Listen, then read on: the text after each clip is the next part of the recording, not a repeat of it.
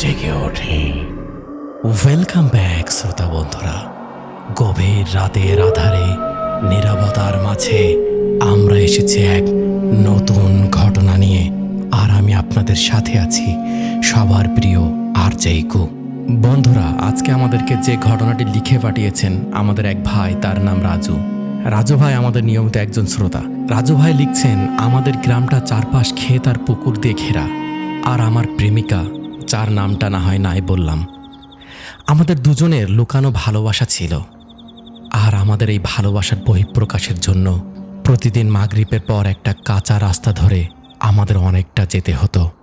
তারপর বিশাল পুকুরের ধার ঘেঁষে ঘন বাঁশবাগান, সেই বাঁশবাগানের ঠিক ওপারে আর একটা ছোট পুকুরের পাড়, আলো আধারি পোকামাকড়ের গুঞ্জন আর থমথমে বাতাস। ওটাই ছিল আমাদের জান্নাতের মতো এক গোপন জায়গা। প্রতিদিনের ন্যায় আমরা সেদিনও গিয়েছিলাম সেখানে প্রেম বিনিময় করতে।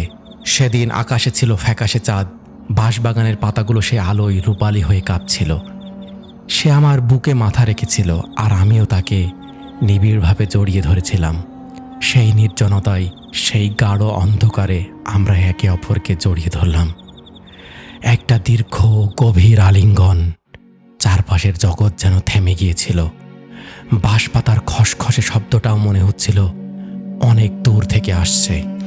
কিন্তু যখন আমি আমার প্রেমিকাকে গভীরভাবে আলিঙ্গন করলাম, তখন যেন জীবনের সব থেকে ভয়ঙ্কর ঘটনাটা ঘটে গেল। হয়তো আমাদের সেই মুহূর্তটা প্রকৃতি মেনে নেয়নি, হয়তো প্রকৃতি ভেবেছিল এই মুহূর্তটি নাপাক, আর সেই নাপাক কাজই ডেকে আনলো এক ভয়াবহ বিপদ। হঠাৎ করে আকাশটা যেন এক লহময় কালো হয়ে গেল। ফ্যাকাশে চাঁদটা যেন আকাশ থেকে কেউ মুছে দিল। পরিবেশের সব শব্দ থেমে গেল। ঝিঝির ডাক, বাঁশপাতার আওয়াজ, সব যেন থেমে গেল। মনে হলো যেন কেউ খুব কাছে এসে ফিসফিস করে শ্বাস ফেলছে। আমরা দুজনেই ভয়ে বরফের মতো জমে গেলাম। অন্ধকার এত ঘন যে নিজের হাতটাও দেখতে পাচ্ছিলাম না। আমার প্রেমিকা আতঙ্কে আমার গলা জড়িয়ে ধরল। ঠিক তখনই বাঁশবাগানের দিক থেকে একটা ঠান্ডা স্যাঁতসেঁতে স্রোত এসে আমাদের দুজনকে ছুঁয়ে গেল, যেন কেউ বরফের মতো হাত আমাদের গায়ের উপর দিয়ে টেনে নিয়ে যাচ্ছে। তারপর সেই ছোট পুকুরের খোলা পানির দিক থেকে ভেসে এলো একটা আওয়াজ। সেটা মানুষের গলার স্বর নয়, আবার কোনো পশুর ডাকও নয়। মনে হলো যেন আওয়াজটা মাটি ফুঁড়ে বেরিয়ে আসছে। অনেক বছর ধরে এই মাটিতেই চাপা পড়েছিল।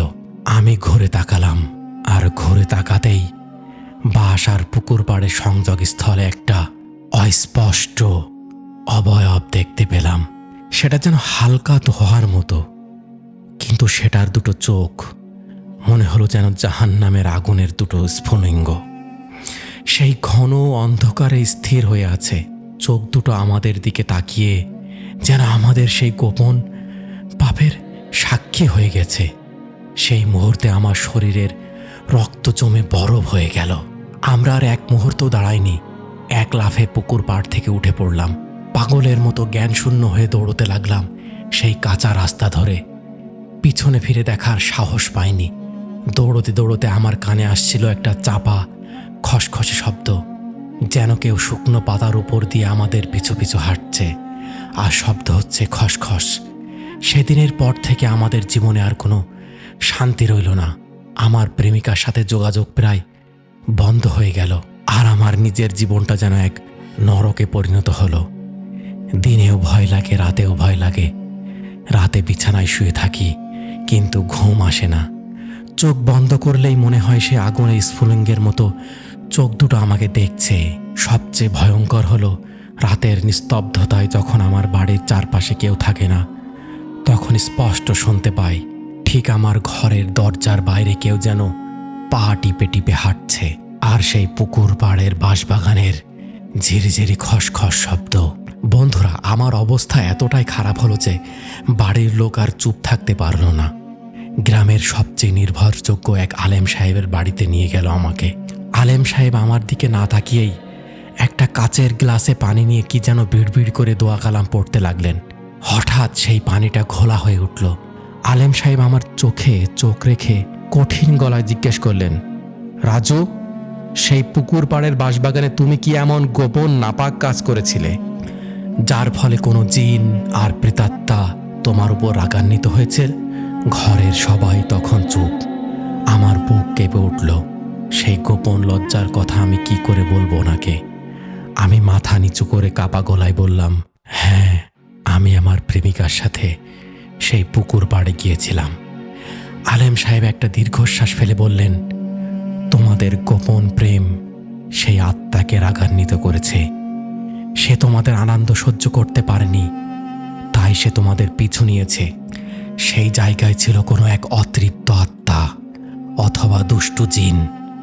তোমাদের অসতর্কতার ফলে তাদের বিশ্রামে ব্যাঘাত ঘটেছে। সে এখন তোমার মধ্যে তার অপূর্ণ কামনা পূরণ করতে চাই। এটাই হলো পাপের ফল। আমার মনে হলো আমার মাথা ঘুরছে। আলেম সাহেব তখন তার সর্বোচ্চ শক্তি দিয়ে পবিত্র পানি ছিটিয়ে কোরআন থেকে দোয়া কালাম পাঠ করে সেই জিনের বাঁধন কাটার ব্যবস্থা করলেন।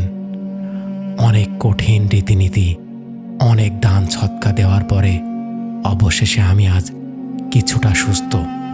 এখন আমি জানি সেই আত্মা হয়তো আমার পিছু ছাড়েনি। সে হয়তো এখনো সেই বাঁশবাগানে অপেক্ষা করছে। আমি আর কখনোই সেই পুকুর পাড়ে যাই না, কিন্তু মাঝে মধ্যে গভীর রাতে যখন চারপাশ শান্ত, আমার কানে খুব ক্ষীণভাবে সেই বাঁশঝাড়ের ঝিরিঝিরি শব্দ, ফ্যাকাশে চাঁদের আবহাওয়া আর খসখস শব্দ আমার কানে ভেসে আসে। মনে হয় যেন সে আমাকে এখনো খুঁজছে, আর আমি জানি আমার জীবনের একটা অংশ সেই রাতের অভিশাপের কাছে চিরকালের জন্য বন্ধক রয়ে গেছে। বন্ধুরা, রাজু ভাইয়ের ঘটনাটি আমাদের রাত 2:30টার পেজে শোনালাম। এরকম হাড় হিম করা ঘটনা শুনতে আমাদের পেজটি ফলো করুন, ইউটিউব চ্যানেলটি সাবস্ক্রাইব করুন, আমাদের পাশে থাকবেন। দেখা হবে নতুন কোনো গল্প নিয়ে। ততক্ষণ ভালো থাকুন, সুস্থ থাকুন। সবার থেকে বিদায় নিচ্ছি। আমি RJ ইকু। আসসালামু আলাইকুম।